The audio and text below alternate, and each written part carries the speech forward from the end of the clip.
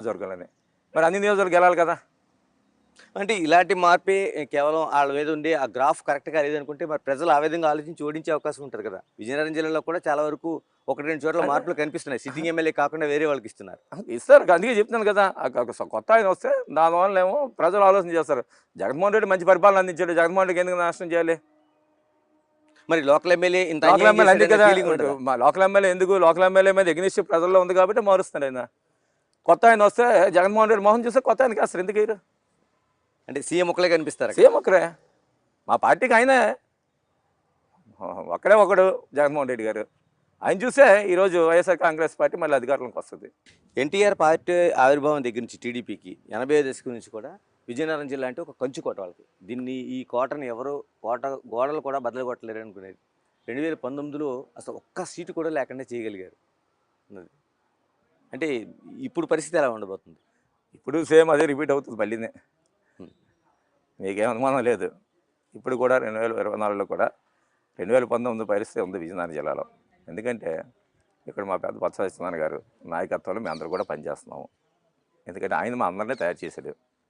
ఆ రోజు తెలుగుదేశం ప్రభుత్వ హయాంలోనే జడ్పీటీసీగా నేను రాజకీయాల్లో రావడానికి ప్రధాన కారణం తెలుగుదేశం ప్రభుత్వంలోనే ఈ జిల్లా పరిషత్ కైవసం చేసుకున్న ఆలోచనతో ఆ రోజు రాజకీయాలు వచ్చాను. అలాగే ఇప్పుడున్న ఎమ్మెల్యేలు కానివ్వండి అందరూ కానివ్వండి ఆ విధంగా ఆ రోజే అందరం రాజకీయాల్లోకి వచ్చినాం. కొత్తగా కొరలు మేము అందరం కమిట్మెంట్తోనే రాజకీయాల్లోకి వచ్చాం.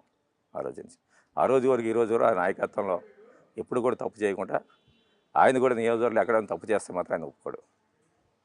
ఎమ్మెల్యేని సరే పిలిచి గట్టిగా దెబ్బలాడే పరిస్థితి ఆయనకు ఉంది. కాబట్టి ఈరోజు జిల్లాలోనేమో మీకేమో ఇంత గట్టిగా వైఎస్ఆర్ కాంగ్రెస్ స్ట్రాంగ్గా ఉండడానికి కారణం ఆయన నాయకత్వం. ఎందుకంటే నాయకత్వం బాగుంటే ఆటోమేటిక్ మాకు కొంచెం భయం ఉంటుంది. ఆయన ఏదైనా తప్పుగానే మేము చేస్తామని పిలిచి ఇమీడియట్గా మమ్మల్ని అడుగుతాడు, మేము ఎందుకు ఈ పని చేస్తామని చెప్పి. కాబట్టి మాకు కూడా కొంచెం భయంతోనే రాజకీయాలు చేస్తుంటాయి అక్కడ. అంటే మిగతా రాజకీయ నాయకులందరూ వేరు. మీది చూసుకుంటే ఒక ఇంజినీర్‌గా, ఒక డివిజనల్ స్థాయిలో ఒక మంచి అధికారిగా కొనసాగే లైఫ్ అది. అంటే మీ అన్నయ్య గారిని చూసి ఇదే బాగుందని లైఫ్ అని అనుకుని వచ్చారా? లేకపోతే రాజకీయాలు ఏమైనా చేద్దామని వచ్చారా? ఆ రోజు పరిస్థితులు అందుకో చెప్పాను కదా, ఆ రోజు జిల్లా పరిషత్తులకు ఆవేశం చేసుకుంటే మరి నన్నేమో అక్కడ బండపల్లిలో పెడితేనే అక్కడ బండపల్లి గెలుస్తామన్న ఆలోచనతోనే ఆ రోజు పెట్టడం జరిగింది. అంటే నేను ఆ రోజు గెలుస్తామని కూడా అనుకోలే. ఆ రోజేమో అప్పుడున్న పైడితలనాడు గారి అమ్మాయి నా మీద పోటీ పడింది, కొండపల్లి పైడితలనాడు కూతురు. ఆ రోజు పైడితలనాడుకి మంచి పేరు ఉంది. మా అన్నయ్య మీద 2 సార్లు గెలిచారు ఆయన ఎంపీగా. అలాంటి పరిస్థితుల్లో నేనేమో ఉద్యోగం అనేసి రాజకీయాల్లో వచ్చాను. అప్పటికే నేను ఉద్యోగం కొంచెం సెలవు మా ఫాదర్ చనిపోయిన తర్వాత నేను ఉద్యోగం సెలవు పెట్టి మా ఫాదర్ వ్యవహారాలను చూసుకునేవాడిని మా అన్ని రాజకీయాలు ఉన్నప్పుడు కూడా.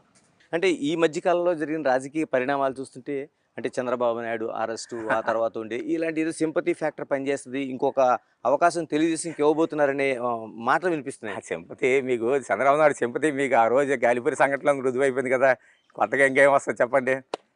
అలిపిరి సంఘటన రుజువైంది కదా, అలిపిరిలో సింపతి అని చూసి ముందస్తు ఎందుకు వెళ్తే ఏటైంది?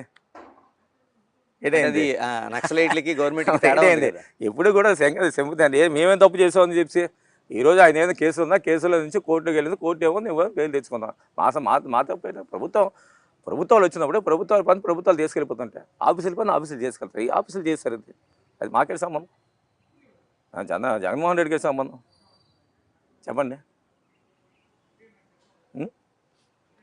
అందుకని చంద్రబాబు నాయుడు సింపతి అనుకో, మనం చేసే పని ఏదైనా ఉంటే ప్రజలేమో గమనిస్తుంటారు. ఈరోజు క్రెడిబిలిటీ లేదు. ఈరోజు చంద్రబాబు నాయుడికి క్రెడిబిలిటీ ఎక్కడ ఉంది చెప్పండి? 14 సంవత్సరాలు ముఖ్యమంత్రి చేశాడు ఆయన. ఇచ్చిన మాట ఏదైనా నిలబెట్టుకుందంటే ప్రజలకి క్రెడిబిలిటీ చూస్తారు ముందు. నిజాయితీ ఎప్పుడైనా సరే ఉంటుంది.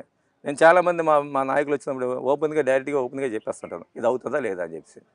చాలామంది నన్ను ఏమో కామెంట్ చేస్తారు, అదేంటి సార్ అది తీసుకొచ్చాము మీరు అలా చెప్పేస్తారు కానీ చెప్పి. క్రెడిబిలిటీ లేకపోతే మన రాజకీయాలు మనగోలు లేదు. అది తిట్టుకుంటాడు నన్ను. అది అవుపోతే అవదని చెప్తాం, అవుతుందని చెప్తాం తప్ప ఆయన తీసుకొచ్చి మీరేమో నేను అవుతుంది నీకు ఎందుకు ఉండండి వాడి పైసలు తెప్పించుకుంటే అది అవ్వకపోతే దానివల్ల నష్టం వస్తుంది కానీ మనకి లాభం రాదని చెప్తుంటాను. ఎప్పుడైనా క్రెడిబిలిటీ అనేది రాజకీయ నాయకులు చాలా ముఖ్యం. అది కోల్పోయాడు చంద్రబాబు నాయుడు. అందుకే కోల్పోయి ఇప్పుడు పవన్ కళ్యాణ్ వెనకాల తిరుగుతున్నాడు. కరెక్టే మీరు